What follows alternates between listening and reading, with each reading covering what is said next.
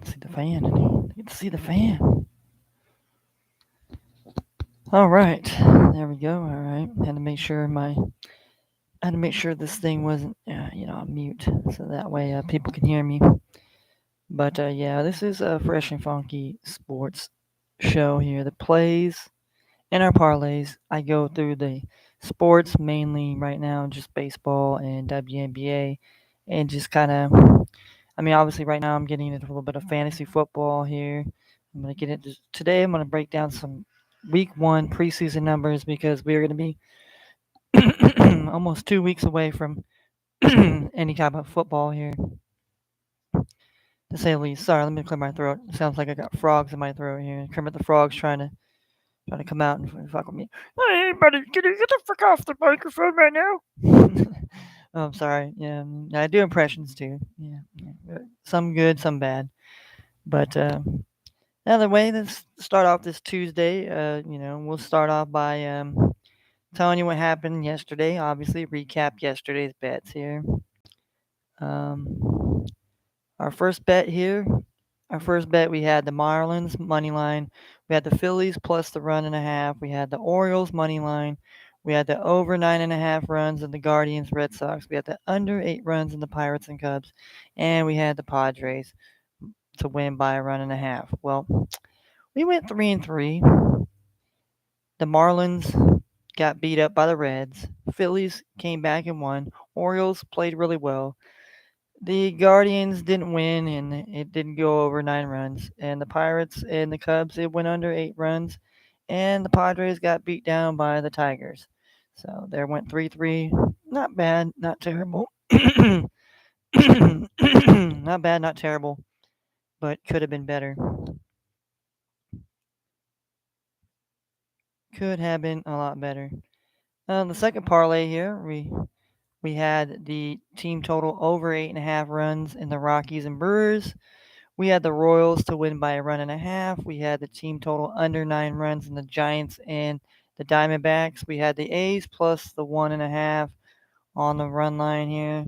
We had the Nats plus a run and a half on the spread, and we had Mariners to win by a run and a half.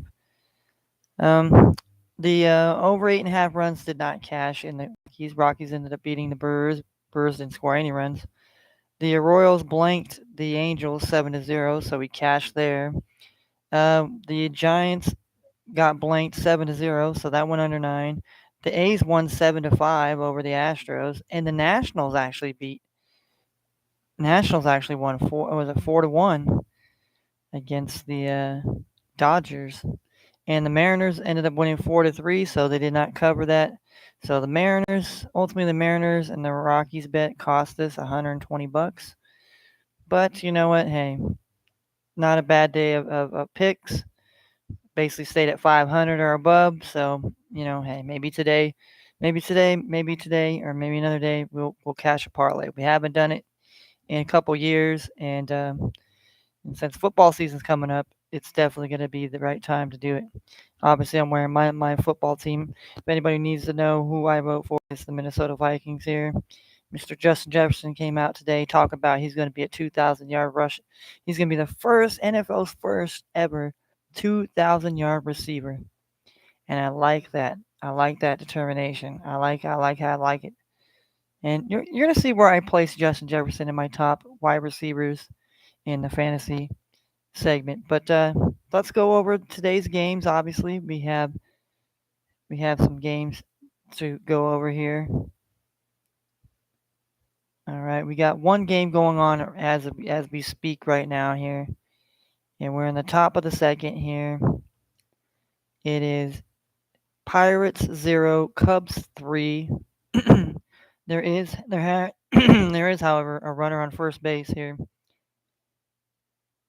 Keegan Thompson is out there pitching to some guy named C. Mitchell. Sorry, I'm not a big expert here. Oh, and a strikeout here, Mitchell. So there's one out here. Mitchell struck out swinging here. All right, then we have the Marlins and Reds. We got Pablo Lopez taking on Hunter Green. We have the Braves taking on the Phillies again. We got Spencer Strider taking on Aaron Nola. We have the Rays and the Orioles. Shane McClellan taking on Spencer Watkins.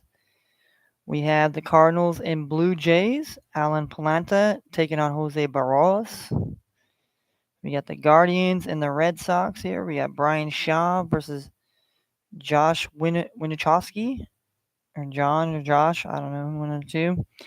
Then we have Yankees versus Mets. Battle of New York. We have Jordan Montgomery taking on Taiwan Walker. We have the Padres and the Tigers again. Mike Clevenger versus Garrett Hill. We have the Angels and Royals.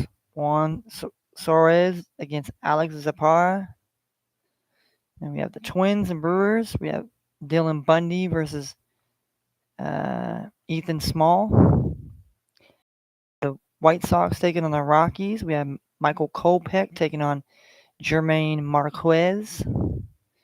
We have the Astros and the A's. Luis Garcia taking on Frankie Montez. Giants Diamondbacks. Carlos Rondon versus Tyler Gilbert. And we have Rangers and Mariners. Danny Dunning versus George Kirby. And last but not least, we have the Nationals versus Dodgers. Josiah Gray versus Mike White. Or Mitch White. And then we also have a WNBA game today. A really awesome game in WNBA here tonight. Here we have two of the better teams.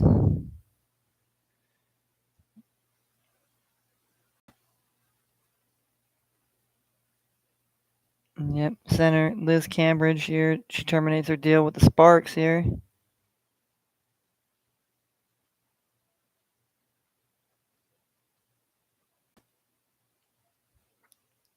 So that'll be a big move. So whoever can be able to sign Liz Cambridge could probably take the WNBA championship here. But we got the preview here tonight on Prime Video here at 5:30 Pacific, 8 Eastern. You have the Las Vegas Aces. They are 20-8, taking on the Chicago Sky 21-7. So probably two of the best teams. You got the Chicago rolling the East mainly, and you got the Aces rolling the West. So this could be potentially the WNBA Finals. This game is called the Commissioner's Cup. Yeah, who will win the Commissioner's Cup final here tonight between?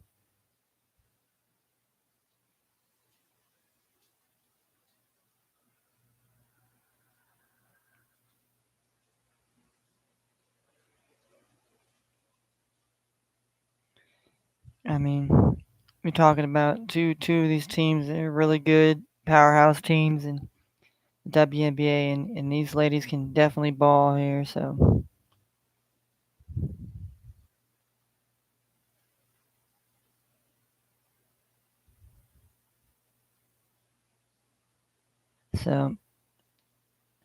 with that being said, we're gonna get into our bets here. Let's get into what we place as our bets. Obviously, we took the Cubs game here. We take the Cubs on the run line, and they're winning 3-0 right now currently. That was plus 105 here. We took the team total under 8.5 runs in the Marlins and Reds plus 100. We took the team total over 7.5 runs in the Braves and Phillies plus 100. We took the Orioles plus the run and a half on the spread minus 105. We took the Cardinals plus the run and a half minus 105. We took the team total under 10 runs in the Guardians and Red Sox. We took the team total over 8 runs in the Yankees and Mets. And we took the Tigers plus the run and a half.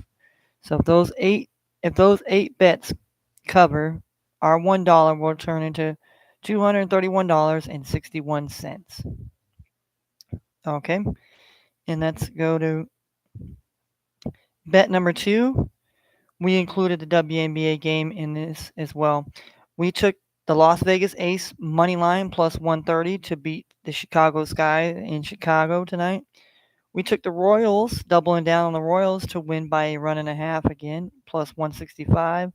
We took the team total under 9 runs in the Twins and Brewers minus 105. We took the team total under 11 runs in the White Sox and Rockies minus 115. We took the Diamondbacks, or like as I like to call them, the Desert Snakes, plus the run and a half minus 105. We took the team total over 7 runs between the Astros and the A's plus 110. We took the Nationals money line tonight plus 205.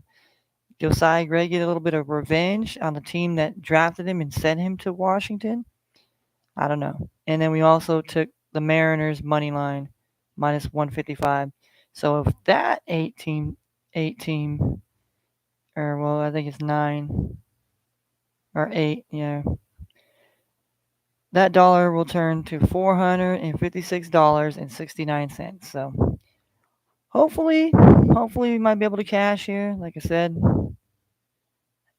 not expecting it to be anything like that, but yeah, that's what we have right now here.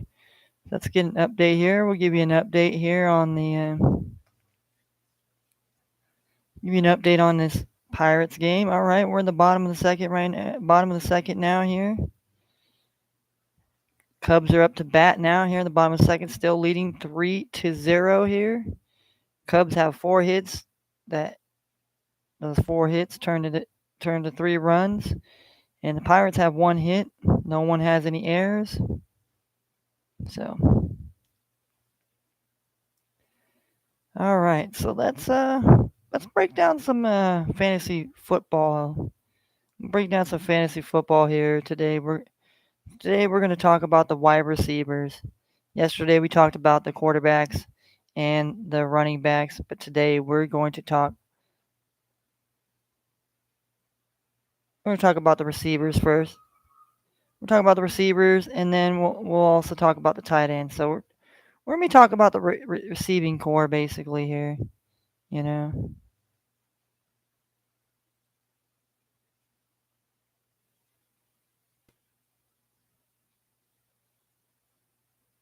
All right. So further ado, let's get down the top 13 running backs I think are going to be fantasy wide receivers that are going to be fantasy relevant this year. Obviously, I started off with Cooper Kupp, number one. I mean, there shouldn't be no explanation. I mean, Cooper Kupp is a do-it-all guy. He's proven. He's definitely one of the top receivers in the game right now, and I think just having Matthew Stafford there is a match made in heaven. And now getting Allen Robinson there, it even opens the game up even more for him. And maybe he might doesn't get as much as all that, but he's gonna get his catches. He's gonna make his thing.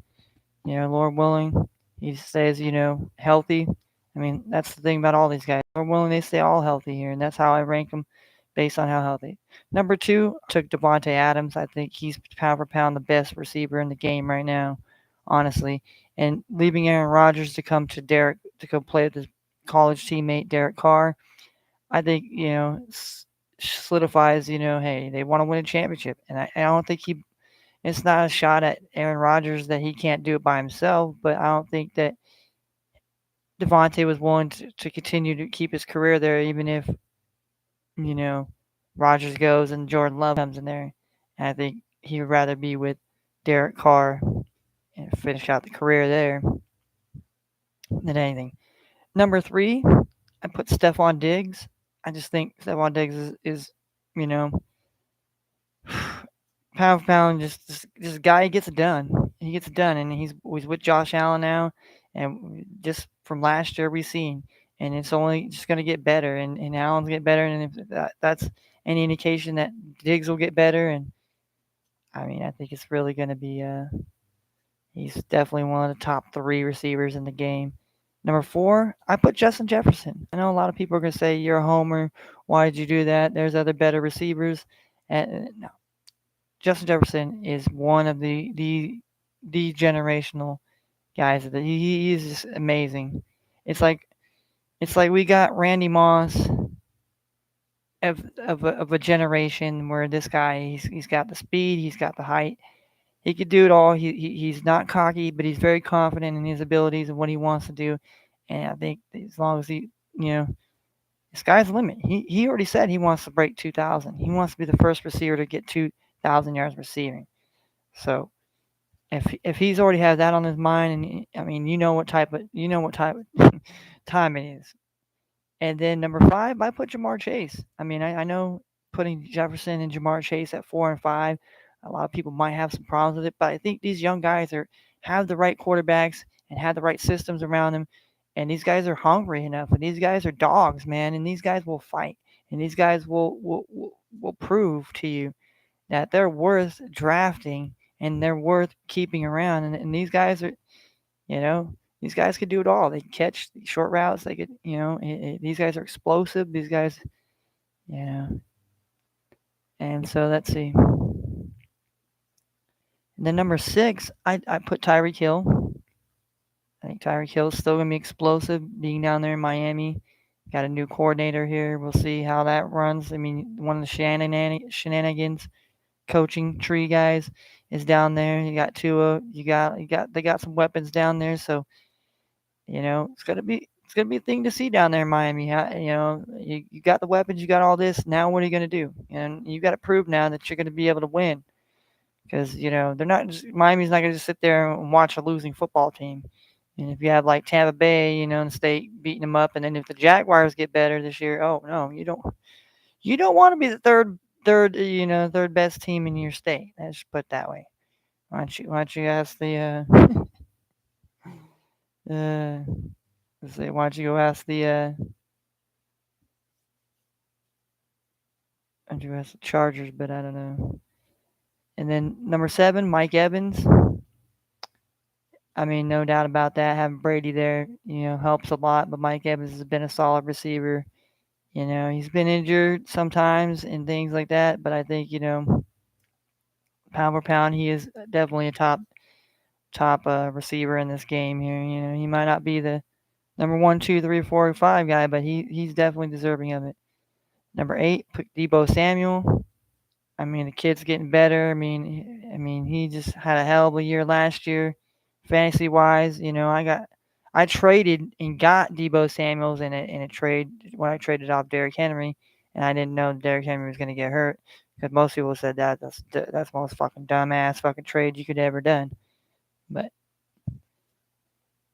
and number nine, Keenan Allen, Mr. Consistent guy that gets, he's consistently good. He's always going to be there. Just had no problem putting him 9. 10, I put DK Metcalf. I'm curious to see what DK is going to do here now. Now that Russ is gone, and this, they got this. You know, but I think DK. I think DK now. He gets a chance to prove himself, and you got a quarterback that's got to do that. Guys that want to prove themselves and know they have something to prove.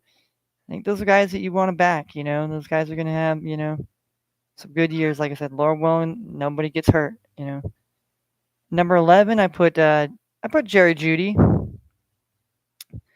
I think he's kind of banged up. I think he's kind of banged up, or he had, like, I don't know, did he pop a PEDs or something? I don't know, something like that. But I mean, I don't know. Maybe not. Maybe it was somebody else I'm thinking about. But I think he's definitely becoming a really good receiver. 12.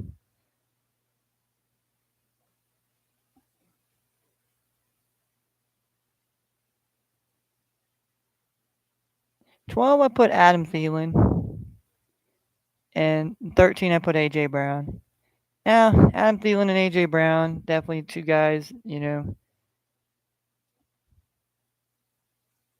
mean, obviously there could be some other, players in there. Obviously, Mark Cooper. Some people might put CeeDee Lamb in there. I mean, I thought about putting CeeDee Lamb, over Adam Thielen, especially now that Amari Cooper is gone. So now basically CD is going to be the number one guy there. So I mean, either way, you can interchange guys here. So I mean, either way you look at it. But that's my top 13.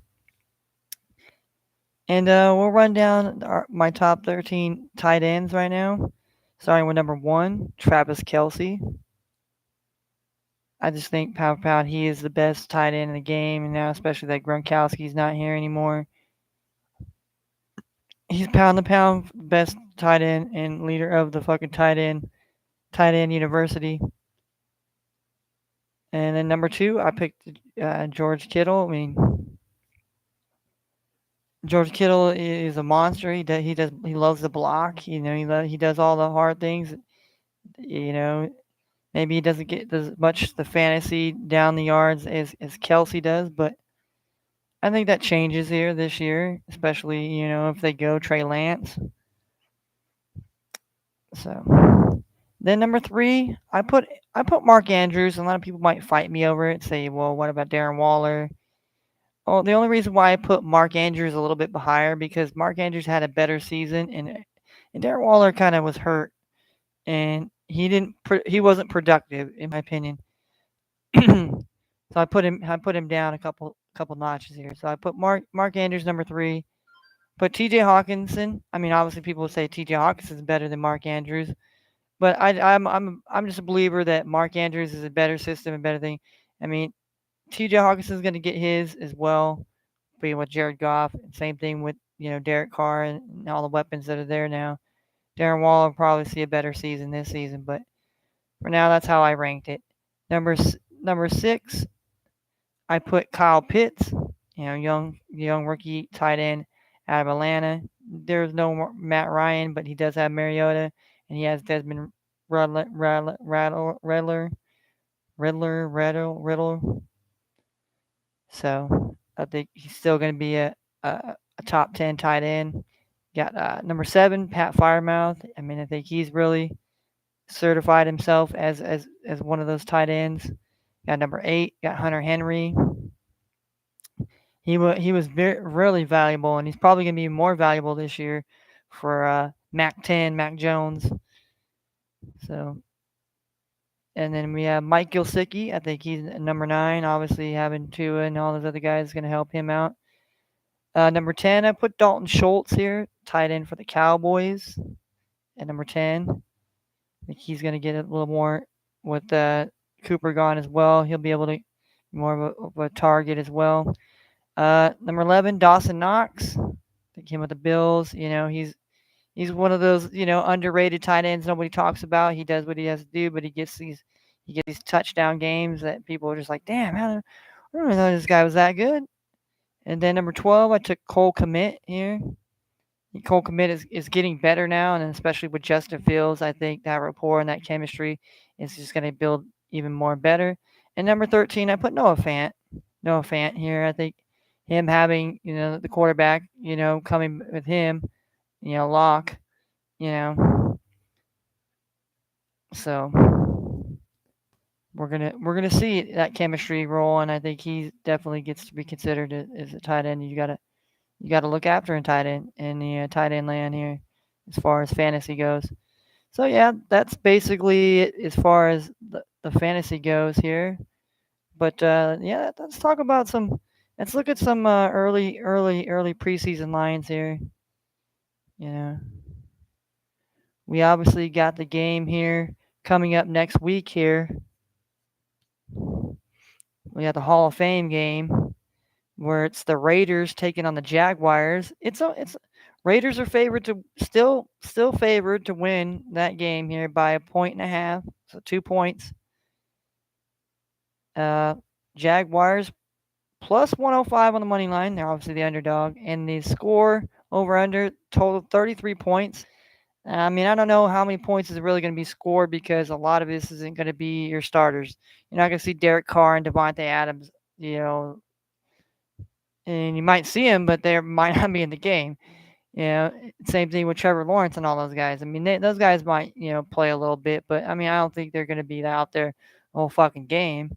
It's going to be, a lot of the young guys and a lot of guys that, trying to make it on the roster. So, be an interesting game to start off with. And then we have the 11th, which is basically the start of week 1 here of preseason here. We have the New York Giants taking on the New England Patriots. It will be in New England. So the Patriots are favored by 2 points right now.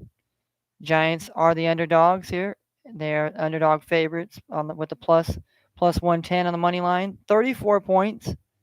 So obviously, see, they're saying that there's not that many. There's not going to be that many points here in preseason, which generally there isn't really too much unless teams just are really just bad. And and then the next game, that same day here, we have the Tennessee Titans taking on the Baltimore Ravens here.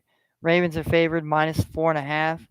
Tennessee is plus 165 on the money line and 34 points. And then on the 12th, we have the Falcons. So this is August 12th. We have the Falcons taking on the Detroit Lions. Lions are actually favored by 3. And obviously the Falcons are plus 135 money line and 33 points. And then we have the Browns and the Jaguars. So Jaguars are getting their second game, and they'll be playing at home this time against Cleveland Browns here. And they'll be favored by a 1.5. So interesting, 33 points. And then we have the New York Jets taking on the Philadelphia Eagles here in Philly. Obviously, Philadelphia is the favorite by a 1.5. That's crazy. Especially for football. Like a team to be favored by a 1.5 is just very, very odd. The Jets are plus 105 here. Okay. All right. 33.5. Okay. That was over under. Then you got Arizona at the Bengals. This is still all the 12th here. Bengals are -2. Arizona plus 105, 33.5. Then we have Packers versus Niners on the 12th. Will be the last game on the 12th of August 12th to be played. Niners are favored by 3 points right now here. Green Bay plus 135, 33.5. Then we have the 13th where we have Kansas City taking on Chicago. Chicago is a favorite by 2.5, so that's more like it. Chiefs plus 115, 34 total points. Then we have the Carolina Panthers and the Washington Commanders here. Commanders -2.5. Carolina plus 115. Over under 36 there. Okay. Some points to be scored there. Then 13th here, we got Seattle Seahawks taking on the Pittsburgh Steelers. Steelers are favored by 3.5. Or not 3.5, by 3 points. Seattle's plus 135. 33.5 points is the over-under so far. Then the 13th, still the same day. The 13th here, we have Miami Dolphins and Tampa Bay. That is a pick 'em right now, as far as the spread. And same thing, money line is -110, and it's 33 points there. Then we got the Cowboys versus the Broncos in Denver. Denver Broncos are -2, favorites at home. Cowboys plus 110 on the money line. Over under 33.5 points. And then we have the last game. We have the Battle of LA, the Rams and the Chargers here. Chargers are favored at home, even though they play in the same stadium right now, -3. And Rams are plus 130. Over under 31 points. So I think maybe it's a little more defensive there. And the last game to end week 1 of the preseason, Minnesota Vikings go in to visit the Las Vegas Raiders. Las Vegas Raiders are -2.5 right now. Vikings are plus 115. The over-under is 34. So when I'm in Vegas, I'm gonna have to bet that game, baby. Baby. I'm talking about, baby. But yeah, so let's get a little bit of live scoring action here. We are in the bottom of the third now here. Cubs are up to bat here. Wilson Contreras, 1-for-1 with a scoring run here. We got Brian Wilson here. He's pitched 2 full innings now, giving up 3 runs off 4 hits. He has a K, but he also has a walk. Pirates have 2 hits, no runs. The Cubs have 4 hits, 3 runs. And like I said, we took the Cubs today. We took the Cubs today on the run line here, So that's working out for us pretty well so far. So hopefully the Cubs continue to put up some runs and continue to continue to dominate the Pirates today. So hopefully we can get a big dub, get a rub a dub dub out here. But yeah, that's basically it. I want to come on here and just talk about my fantasy a little bit. Broke down the preseason numbers here. Broke down, you know, basically tonight's who we- who we wanted to win as far as our bets were concerned here. So I mean, we can always go through it again here. Yeah, today I just felt like leaning the under 8.5 with the Marlins and the Reds. I picked the Marlins yesterday and that did not end very well. So we decided to just take the under today here, the under in that game. The Braves and the Phillies. We took the Phillies yesterday the plus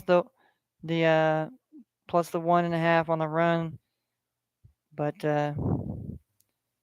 today today we decided to take the over 7.5 on that one here. Yeah, we took the over 7.5. I don't know. I feel like maybe there's going to be some runs. Just kind of my thought here. I mean, I know we got two good pitchers, but sometimes, you know, it could be it could go either way. It could either be one pitcher does really well and the other team shits the bed, or both teams pitch really well and then eventually the bullpen shits the bed and then the runs come out. But it's tough to tell. So, but yeah, we just had to get that done here today. Just bust it out really quick. We got Wednesday, we get tomorrow. So tomorrow, fantasy wise, we're gonna break down, the top 13 kickers and probably the top 13 defenses of fantasy, and that'll probably be the end of that here. Then we'll go into some sleepers here who I think you know didn't do well last year and or didn't have a very good season and might have a bounce back rebound season. I mean, we'll go into that, but when we do sleepers, we'll just go in. It's not going to be just, oh, I'm going to do all the quarterbacks and this and that. It's going to be, it'll be broken down, hey, this is who we think are, guaranteed guy sleepers, possible sleepers, and just guys you probably want to stay away from this year. So we'll get into that because, like I said, we're getting closer to football and we're getting closer to preseason. And once that kicks off here, you know, I'm thinking about maybe on Sundays, doing like a kind of like the red zone, except for I can't show you the game, I can't stream that shit to you, but I can give you my interpretation and my passion about the game and excitement and a breakdown and obviously fantasy insight, obviously betting. I'm not a degenerate gambler or this and that nature because I'm only out here betting a dollar and doing it on 8 to 10 teams here, unless if you find three or four teams that are good plus numbers, you could just find them and plus plug them in together. Yeah. But I'm a type person. I'm only spending when I'm willing to lose. I'm not willing to lose $1,000. I'm not willing to lose this and that. I could lose a dollar and be okay and be all right, cool. But there's some people that they have a problem and they can't stop, and it's just like drugs. I mean, anything could be an addiction, and anything can turn into addiction, and then you can get sucked into it, and then eventually, this is all that's all you are. That's all your life is, and it's a sad thing, but it's the reality of life. It happens. I mean, I just don't understand why people continue every day to walk around here clueless, thinking that, oh, I didn't see this coming. Well, then you were really clueless and really just, really just, really just can't see everything. You just heads all in the fucking fog all the time. Really, really, who wants to be that? Please tell me, please tell me, because I don't want to be that type of person. But yes, we broke down our bets here, and so we'll run through them right quick here. We'll run through our bets once again here. Let's run through our first bet here, and then we'll run through our second bet here.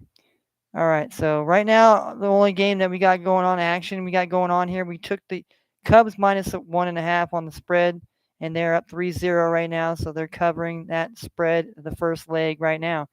We have the team total under 8.5 runs in the Marlins and Reds. That was plus 100, which is even money. We took the team total over 7.5 runs in the Braves and Phillies, plus 100, even money. We took the Orioles plus the 1.5 runs, so they have to cover and either win or lose by no less than a run and a half, minus 105. I did the same bet with the Cardinals here, and it's minus 105. We took the team total under 10 runs in the Guardians and Red Sox here, minus 105. So we got three minus 105s in a row, plus the team total over 8 runs, Yankees, Mets, minus 105. So we got four minus 105. And then the Tigers, plus the run and a half on the spread, is minus 105. So we have five minus 105s and three plus 100s. Isn't that kind of an odd thing? But, And so if we win our bet, we bet $1 and we will cash out $231.61 if we win the 8-leg parlay. It's the first. Then our second parlay, we added in the WNBA. So we took the Las Vegas Aces on the money line plus 130 to beat the Chicago Sky. We took the Royals to win by a run and a half against the Angels plus 165. We took the team total under 9 runs in the Twins and Brewers game, minus 105. We took the team total under 11 runs in the White Sox and Rockies, minus 115. We took the Desert Snakes, a.k.a. the Diamondbacks, plus the run and a half is minus 105. We took the team total over 7 runs in the Astros and A's, plus 110. We took the Nationals money line plus 205. I know I'm crazy, but I'm taking the revenge with Josiah Gray. All right, plus 205. And then we got Mariners money line minus 155 tonight. So if those cash, that dollar will turn into $456.69. So those are my bets tonight. Those are the parlays. Those are the bets that make up the parlay. So hopefully we can get a chance to win a parlay here. We've been so close. There's been a game. There's been two. Yesterday we lost 2 games. If we win a lot, I mean, we're getting close. We're getting close. We're getting close, and we're gonna hit it. We're gonna hit it again. I know my sister's been lucky, but we got to do something here. I gotta pull my fair share of weight over here. I feel like damn, she's winning these parlays, and I'm over here just you know. just being willy nilly over here, but that's not the case. But I'm trying. And if you got to make money, you can't just. I mean, you could put all these negative numbers together, but they're not going to make. It's not going to. It's not going to equate to you to any real money that's going to help you.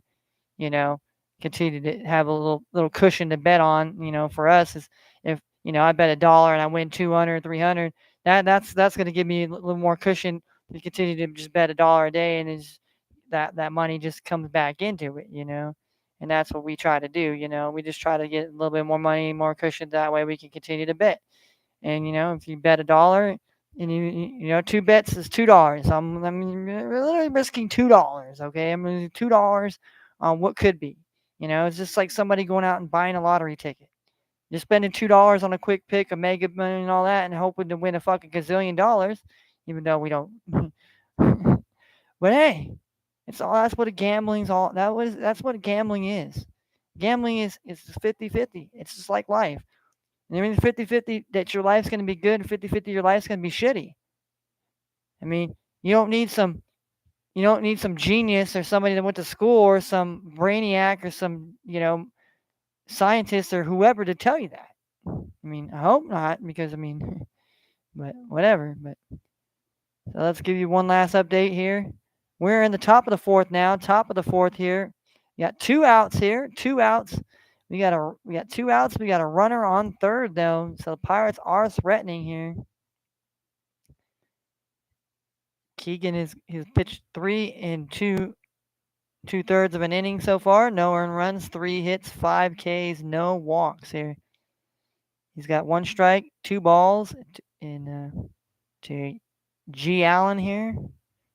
I don't know who he is, but there's a runner on third. So if Allen can get a single up on here, so we got 2 balls, 2 strikes now here. So he got caught swinging here. So if there it is, he struck him out here. So we're going to the bottom of the 4th now. Oh, Nico Hodmer here hit a double in the RBI here. Patrick Wisdom, good thing I took him out. He ain't doing jack crap. So far so good here with our Cubs bet. They're leading 3-0 in the bottom of the 4th here. So that's going well for us here.